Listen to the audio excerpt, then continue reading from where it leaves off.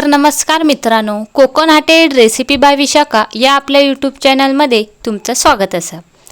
आज मी तुमका नागपंचमी विशेष ओल्या नारळाचे करंजे कसे बनवतात ते आज तुमका दाखवतले। तर हे करंजे बघूसाठी व्हिडिओ स्किप न करता शेवटपर्यंत नक्की बघा। आणि ह्या चॅनलवर तुम्ही नवीन असाल तर चॅनलला लाईक करा, सबस्क्राइब करा आणि व्हिडिओ जास्तीत जास्त लोकांपर्यंत शेअर करा। तर चला रेसिपी सुरुवात करूया। पहिला आपण करंजीचा पीठ मळून घेऊया। तर मी एका भांड्यात अर्धो कप रवो घेतलाय आणि अर्धो कप गव्हाचा पीठ। मी गव्हाचा पीठ चाळून घेतलंय। आता मी त्याचे टाकते चवीनुसार मीठ। आता हे चांगला पीठ मिक्स करायचा। ज्या वाटीन तुम्ही रवो घेशाल त्याच वाटीन गव्हाचा पीठ घ्यायचा। तर हे चांगलं पीठ मिक्स केलंय। आता ह्याच्यात मोहन टाकून घ्यायचा। मी एक छोटो चमचो तूप घेतलेलं आहे। तर चांगला गरम करायचा आणि ह्या पिठात ओतून घ्यायचा। आता हे पीठ एका चमच्यान मिक्स करून घ्यायचा। हे पीठ थंड झाल्यावर दोन्ही हातावर घेऊन असं चोळायचा। पीठ चांगलं चोळून घेतलंय। आता ह्याच्यातला थोडासा पीठ मुठीत घेऊन ह्याचं गोळो होता काय बघायचो। हे बघा, जसं मी व्हिडिओ मध्ये दाखवलंय तसं गोळो झालो म्हणजे आपलं पीठ ह्या परफेक्ट तयार झाला। आता ह्याच्यात थोडा पाणी घालून ह्या पीठ मळून घ्यायचा। ह्याच्यात एकदम पाणी ओतायचं नाही तर हे पीठ पातळ होतला। ह्याच्यात थोडा पाणी घालून हे पीठ मळून घेतय। आता ह्या पीठ बघा चांगलं मळून घेतलंय मी। ह्या पीठ जसं आपण चपातीक मळतो ना तसं ह्याचं गोळो करून घ्यायचो। हे एकदम घट्ट पण करायचं नाही आणि एकदम पातळ पण नाही, असं हे पीठ मळून घेतलंय मी। आता ह्या झाकून ठेवूया आपण 10 मिनिटं। तोपर्यंत आपण करंजी मधला ना सारण बनवून घेऊया। तर मी एक कढई ठेवलंय, त्याच्यात मी 1 चमचो तूप टाकून घेते। मी ओला खोबरं घेते टाकून। मी 1 कप ओला खोबरं घेतलंय। तुम्ही ज्या वाटीन रवा आणि पीठ घेतलेलात ना त्याच वाटीत 2 वाटी खोबरा घ्यायचा। तर मी 1 कप खोबरा घेतलंय। आता हे खोबरं चांगला ना तुपात भाजून घ्यायचा। हे खोबरा ओला खोबरा ना हे का ओलसरपणा असता, याच्यात लगेच गूळ टाकला ना का ह्या पातळ होता जरासा, म्हणून करंजे पण मऊ होतात। जरा ना खोबऱ्यातलं पाणी चवचवीताना तर जरासा सुका कोया। तुम्ही ह्या खोबरा गॅसवर भाजत असाल तर गॅस मीडियम ठेवायची आणि ह्या खोबरा भाजून घ्यायचा। खोबरा चांगला भाजून घेतलंय। आता ह्याच्यात मी अर्धा कप गूळ टाकून घेते। जर तुमका गोड कमी हवे असतील करंजे तर तुम्ही हे गूळ कमी जास्त पण करू शकतास।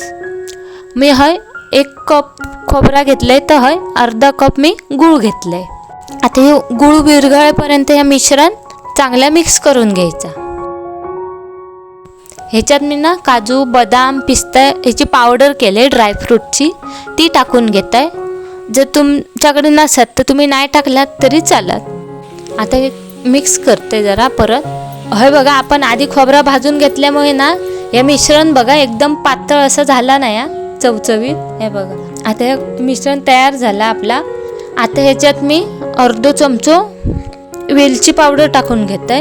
आता मिश्रण मिक्स करून झाल्यात ह्या थंड करत ठेवायचं। आता बघा 10 मिनिटं झाली आहेत। आता हे पीठ चांगला परत एकदा मळून घेऊया।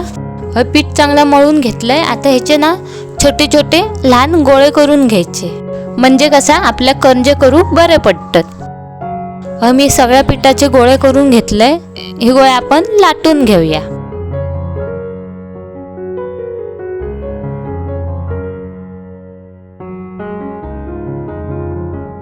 मी पातळ अशी पोळी लाटून घेतली। ही बघा एकदम जाड पण नाही आणि एकदम पातळ सुद्धा नाही।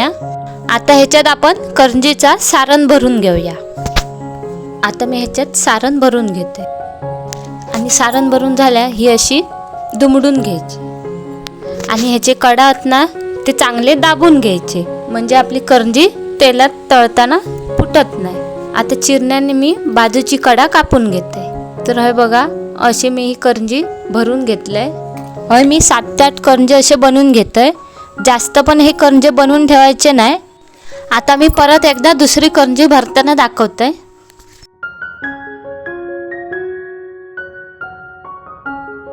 अशी मी दुसरी करंजी पण भरून घेतलंय। असे मी 7 ते 8 करंजे बनवून घेतलंय। आता आपण हे तळून घेऊया। तेल चांगलं पहिलं गरम करून घ्यायचा. आता ह्याच्यात मी एक एक करून ही करंजी सोडून घेते. ही करंजी बघा किती मस्त अशी टम्म फुगली आहे. आता मी ह्याच्यात दुसरी करंजी सोडून घेते. आता ही दुसरी करंजी पण चांगली फुगली ना का मग तिसरी करंजी सोडून घ्यायची. असे मी सगळे करंजे तळून घेतले. ह्याच्यावरनं असं तेल टाकायचं म्हणजे ही करंजी चांगली अशी टम्म फुगता.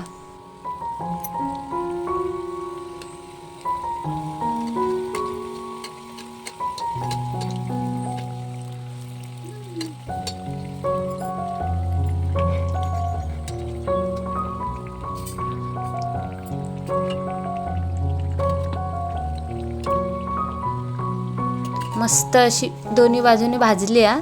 आता मी काढून घेते. असे मी सगळे करंजे तळून घेते. होय बघा असे मी सगळे करंजे तळून घेतले. आता तुमका एक करंजी मोडून सुद्धा दाखवते किती खुसखुशीत झाली आहे बघा. हे बघा सहज अशी मोडली जाता. हे बघा हा हा हा काय मस्त दिसतं बघा. तर हे तयार असत आपले ओल्या नारळाचे करंजे. आमच्याकडे नागोबाक ओल्या नारळाचे करंजे करतात. तुमच्याकडे काय करतात तर कमेंट करून नक्की सांगा.